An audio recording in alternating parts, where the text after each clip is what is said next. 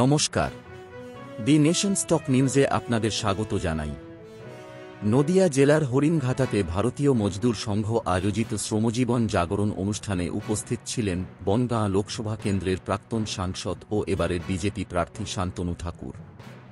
অনুষ্ঠানে নিজের বক্তব্যে তিনি বিস্তারিতভাবে তুলে ধরেন বিগত 10 বছরে বিজেপি সরকার কেন্দ্রে যে সকল উন্নয়নমূলক কাজকর্ম করেছে তার বিষয়।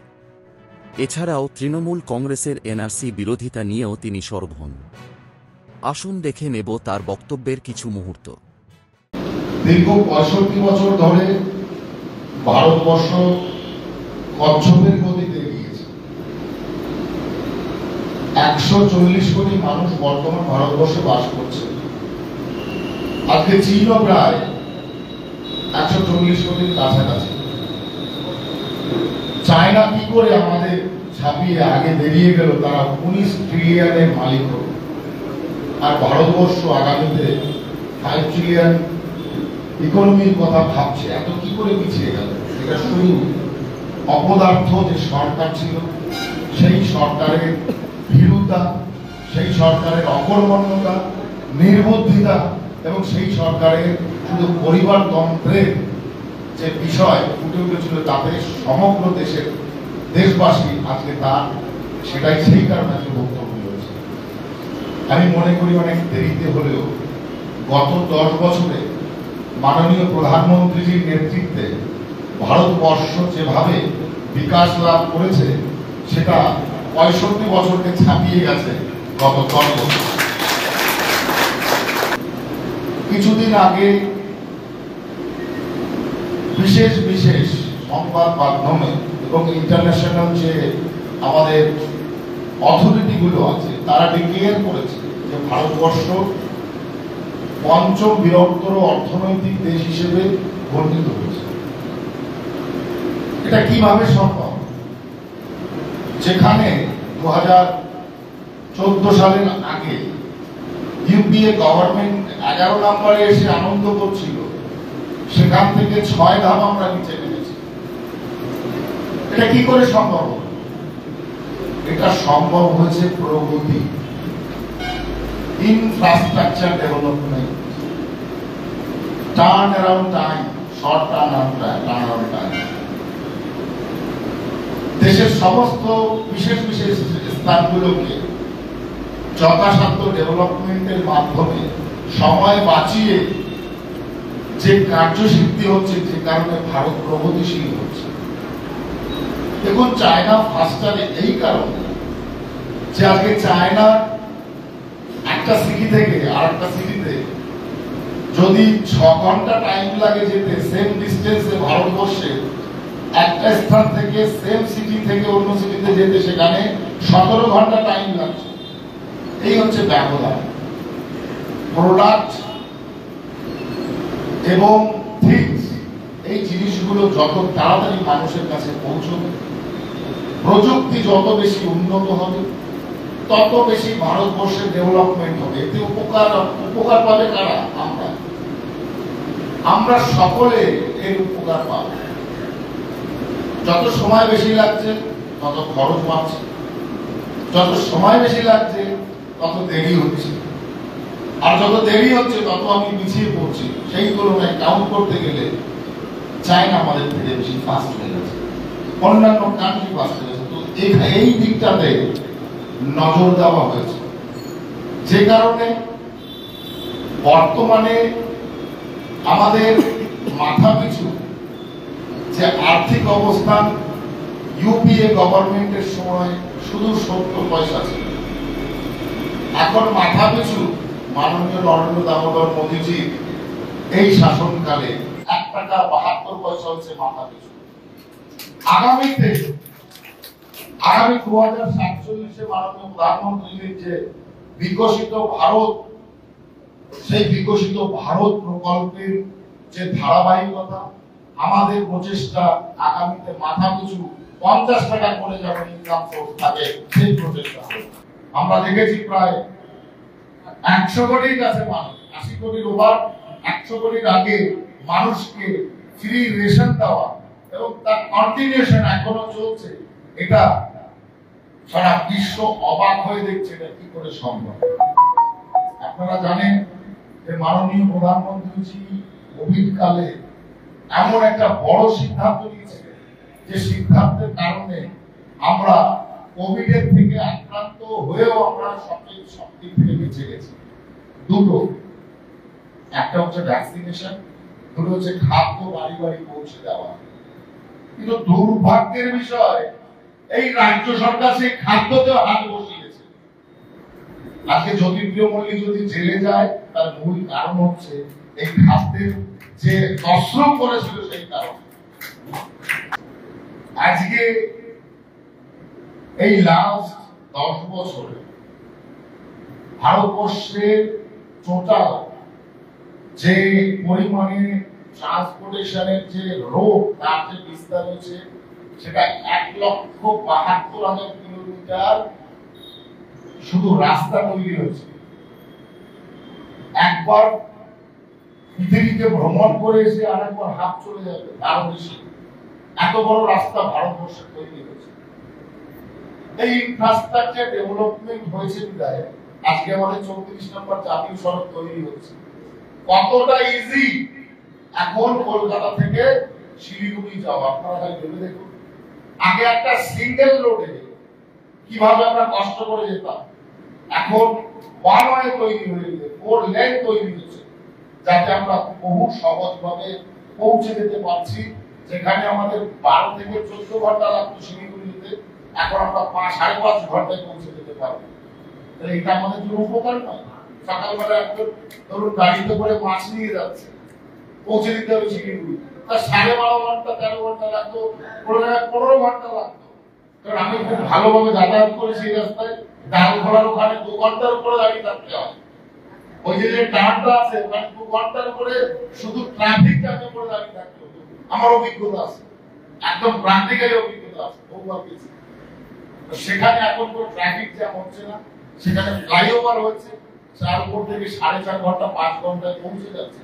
এই যে তাড়াতাড়ি সার্ভিস দিচ্ছে, সে 12 ঘন্টার মধ্যে আবার ক্যালকাটায় ফিরে আসতে পারছে। এটাই হচ্ছে, এটা কি গতিশক্তি মাস্টার প্ল্যান। যে গতিশক্তি মাস্টার প্ল্যানে ডাবল সময়কে সিঙ্গেল সময় নিয়ে এসে সেটাকে উপযোগী করে টার্নারাউন্ড টাইমকে কম করানো। যারা এই রাজ্যের শাসন ক্ষমতায় আছে তারা শুধু ভোট পলিটিক্স করছে। ভোট পলিটিক্স করছে এই কারণে আমি এই রাজ্যের মুখ্যমন্ত্রীর মুখে অনেকবার আমি দুরকম কথা শুনেছি, দুরকম কর্ম দেখেছি, বিচারিতা দেখেছি। রাজনৈতিক প্ল্যাটফর্মে মুখ্যমন্ত্রী মমতা বন্দ্যোপাধ্যায় বলছেন ভোটার কার্ড, রেশন কার্ড থাকলে আপনি সিটিজেন।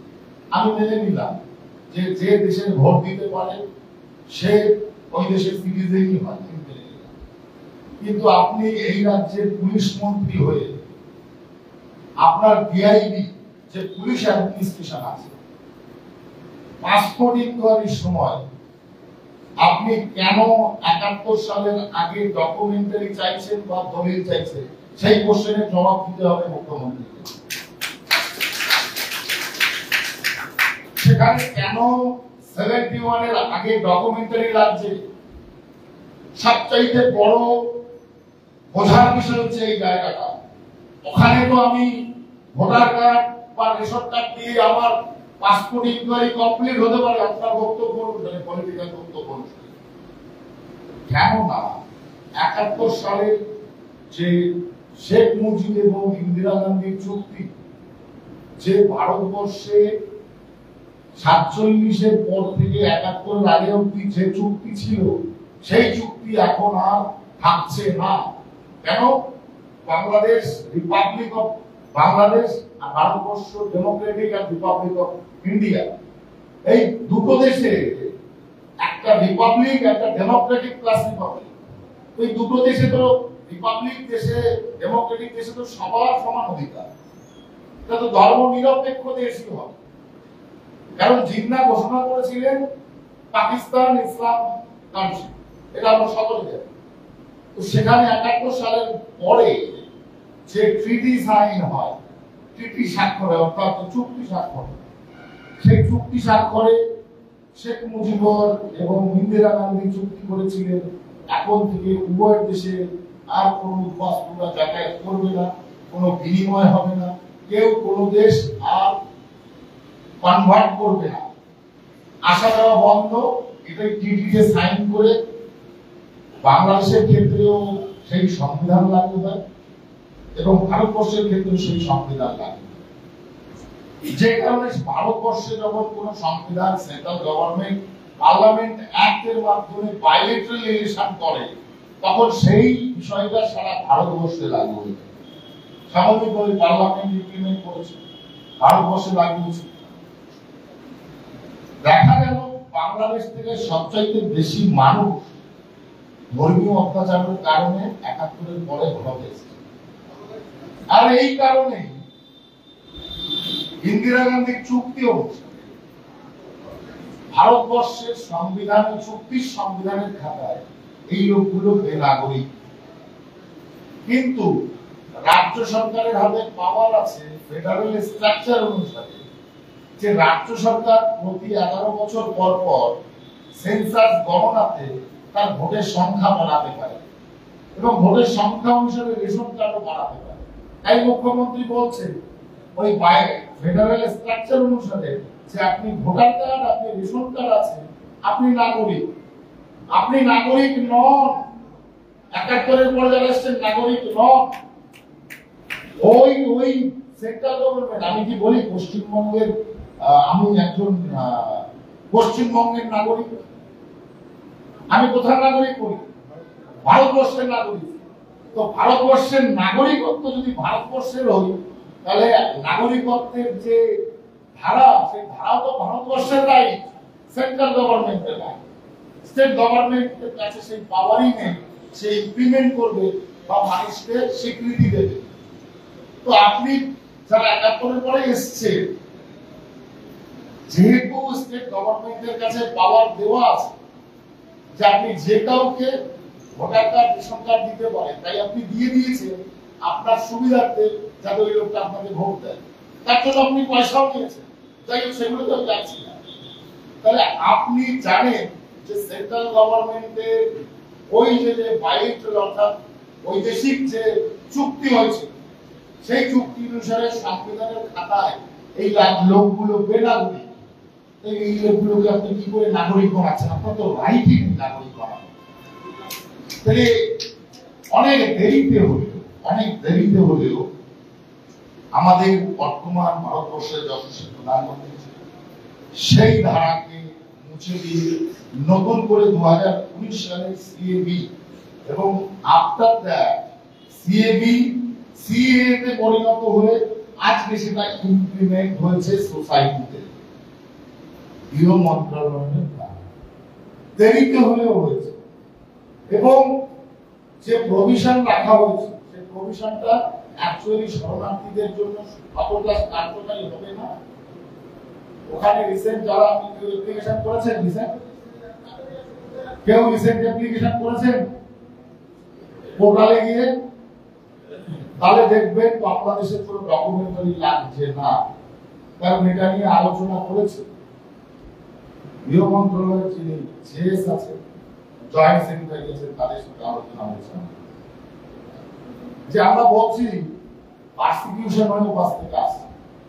তাহলে পারসিকিউশনের বাস্তব মানেটা প্রতারিত, নিপীড়িত। তাহলে একটা লোকের যখন ঘর জ্বালিয়ে দেওয়া হয়েছে, সে প্রতারিত হয়েছে, তাহলে সেটা দৌড়ে পালিয়ে এসছে বলা, সেটা ডকুমেন্টস আমি কি করি, আমরা কি জবাব দেব? অবভিয়াসলি সেই কথাটা তো রাইট, তার কাছে তো ডকুমেন্টস নেই, বাংলাদেশের ডকুমেন্ট টাকা দিয়ে ওখানের জন্য অপশন করে দিয়েছে ফিজিক্যাল ভেরিফিকেশনের সময় আপনাদের ডকুমেন্টারি যে কোনো ধর্মীয় সংগঠন, যে কোনো সরকারি সংগঠন যদি সার্টিফাই করে দেয় আর যে ক্যারেক্টার সার্টিফিকেট যেটা দিয়েছে, তাহলে আপনি সেই নাগরিকত্বের সেলফ ডিক্লারেশনে আপনি নাগরিকত্ব পাবেন। যারা চাকরি করছে, যারা ব্যবসা করছে, যারা পড়াশোনা করছে, যে যেখানে আছেন আপনারা অ্যাপ্লিকেশন করতে পারেন। এতে কোনো রকম কোনো জায়গা নেই যে নাগরিকত্ব চলে যাবে, কারণ 2019 সিটিজেনশিপ অ্যাক্ট শুধুমাত্র ভারতবর্ষের সিটিজেনশিপ দেবার আইন, সিটিজেনশিপ কেড়ে নেবার আইন নয়। মুখ্যমন্ত্রী যে কথাটা বলছেন সে কথাটা শুধু পলিটিক্যালি বেনিফিট নেবার মুখ্যমন্ত্রীর এই বক্তব্যের কোনো ভিত্তি নেই।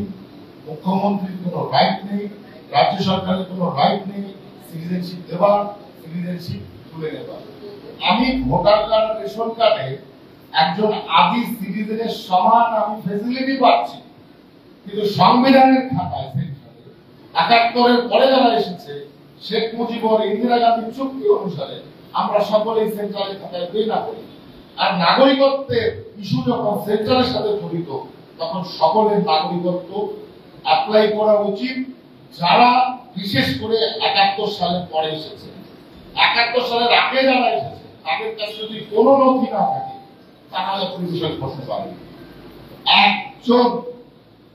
একজন হিন্দু, একজন পার্সি, একজন খ্রিস্টান, বৌদ্ধ, শিখ, কেউ যারা এসেছে তারা ভারতবর্ষের বাইরে যাবে না। এটা ভারতবর্ষের গভর্নমেন্টের প্রতিশ্রুতি। আশা করেছে যে আমরা সকলকে এই সিটিজেনশিপের আইনে আমরা নাগরিকত্ব দেব, এটাই আমাদের আগামী দিনের কর্মকাণ্ড। তাই এখন ভোট প্রক্রিয়া চলছে, অনেকে ব্যস্ত।